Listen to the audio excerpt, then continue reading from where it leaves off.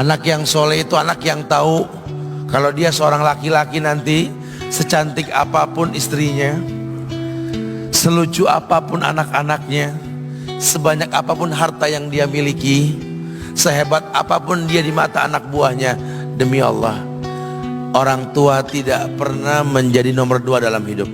Ini banyak orang yang suka salah ini. Cuma gara-gara dunia, orang tua panjang mata menanti kedatangan anak. Jangan, ya, jangan. Anak yang soleh tahu sekali, sampai kapanpun ibumu, ayahmu, sampai kapanpun. Dunia nggak membuat dia lupa ada berkah keramat dunia hidup di atas muka bumi ini. Dia nggak repot datang ke makam-makam para wali. Orang tua nomor 1 yang dia temui. Ini orang hebat. Ini banyak di antara kita makam-makam didatengin, di mana saja didatengin, ngalap berkah. Orang tua panjang mata, berlinang air mata menanti, mana anakku? Mana pohon yang pernah kutanam? Mana pohon yang pernah kurawat? Kudengar dia sudah mulai berbuah, ingin kurasakan buahnya. Berani mengeluarkan dana jutaan untuk hal-hal yang gak disyariatkan. Ini orang tua panjang mata. Rela ndak rela, orang tua kita akan mendengar dan melihat. Ma, aku pengen nikah, aku pengen berkeluarga, Ma. Ya orang tua ya seneng lah. Cuma kalau inget metik buahnya belum terasa, ya ada perasaan kayak gimana gitu loh. Karena dia tahu setelah ini dia akan menikah, bahwa anak orang ada kehidupan yang berbeda yang bakal dia rasa. Orang tua makin hari makin rentan, bukan makin seger. Yang perempuan dibawa orang, ya Allah. Baru kemarin perasaan mainin poni ini anak perempuan kita, betul. Baru kemarin mainin kepangan rambutnya, ya Allah. Ya Allah, baru kemarin perasaan saya titah dia, titah, ya Allah. Belajar jalan, bisa berlari bawa sesuatu, coret-coret tembok, aduh Masya Allah. Sekarang udah gede, dibawa orang, ya Allah, Masya Allah. Yang laki dekat sama mamahnya.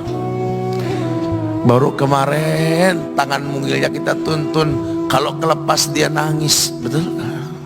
Sekarang tangannya keker besar, tangan ibunya keriput, betul. Mau nangkep tangan anak pun sudah mulai susah. Membawa anak orang datang dengan gagah, cium tangan, cipika-cipiki, udah. Ma, kita jalan dulu, Ma, ya.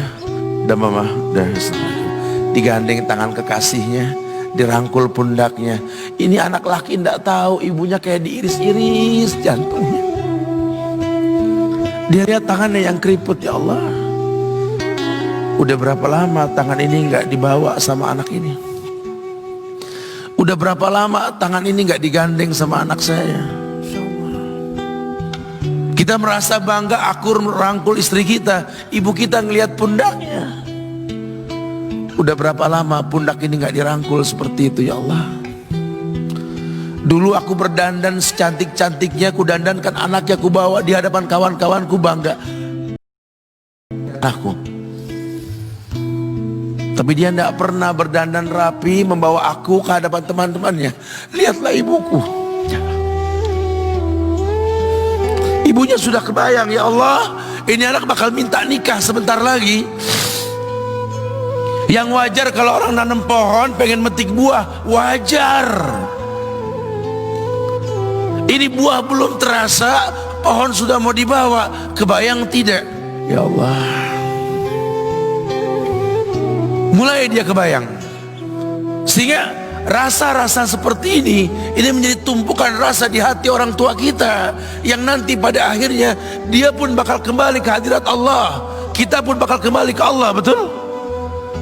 Sementara yang namanya kemuliaan datang dengan cara sabab yang benar. Ridallah fi ridal walidain wa sukhtullah fi sukhtil walidain. Ridanya Allah ada di ridho orang tua, murkanya pun sama. Karena semua ibadah yang dia lakukan berujung pada surga.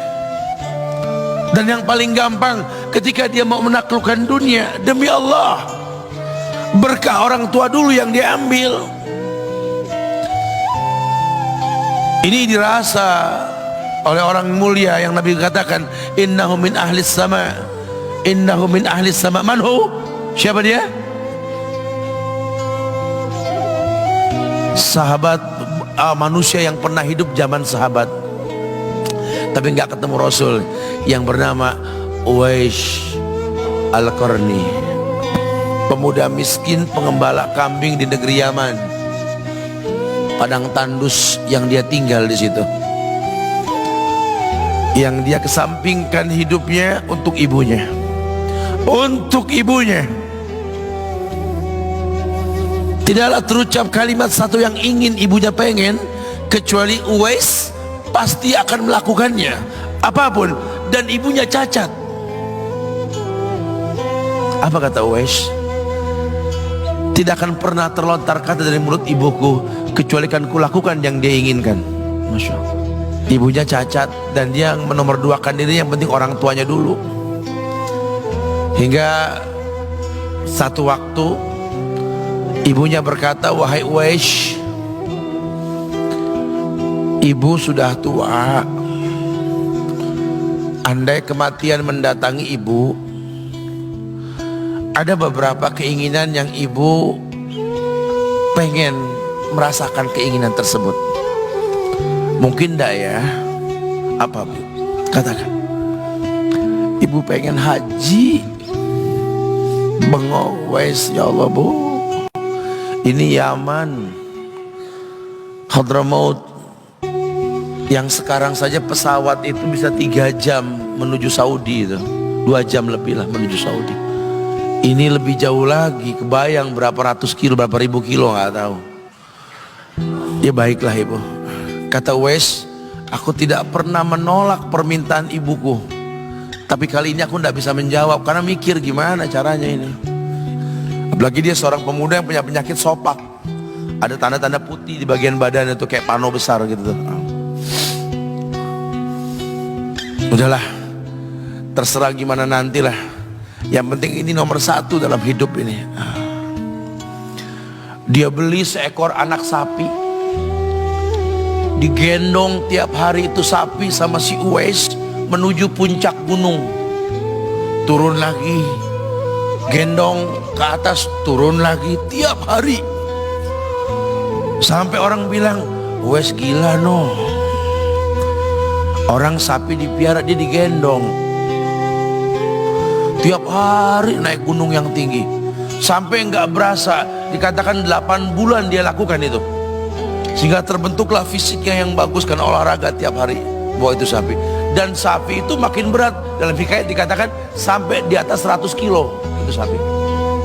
Kemudian dia tetap gendong ke atas dan dia yakin, bismillah saya yakin. Sampailah bulan haji, ibu naik ke pundakku, digendong ibunya dari negeri Yaman. Subhanallah, gak ada yang gak mungkin. Lihat,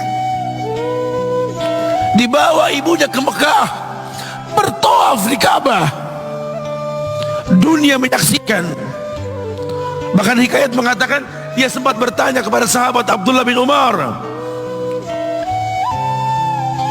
aku telah menggendong ibuku dari negeri Yaman menuju Mekah, bertawaf di Ka'bah ini, sudahkah aku membayar jasa ibuku? Apa kata sahabat Abdullah bin Umar? Bahkan satu hentakan napas pun ketika melahirkanmu belum terbayar. Bahkan satu hentakan napas pun ketika melahirkanmu belum terbayar. Dia selesaikan tawafnya, dia selesaikan tawafnya. Selesai tawaf, dibawa ibunya ke makom Ibrahim untuk sholat 2 rakaat. Selesai sholat, dia angkat tangan, dia berdoa kepada Allah, ya Allah, ampunkanlah ibuku ya Allah. Ampunkan ibuku ya Allah. Masukkanlah dia ke sorgamu ya Allah. Masukkan dia ke sorgamu ya Allah. Ibunya berbisik, Uwais, sudahlah, mintalah pada Tuhanmu ampunan untuk dirimu dan sorga untukmu. Wallahi wahai ibu, Allah ampunkan kamu, Allah masukkan kamu ke sorga, cukup untukku. Ridhomu yang kubutuhkan wahai ibu. Lihat, manusia saleh, hasil doa Rabbi habli minas solihin. Lihat, makanya ketika Nabi mengatakan innahu min ahli sama, ini manusia penghuni langit. Umar, Ali, temui Uwais.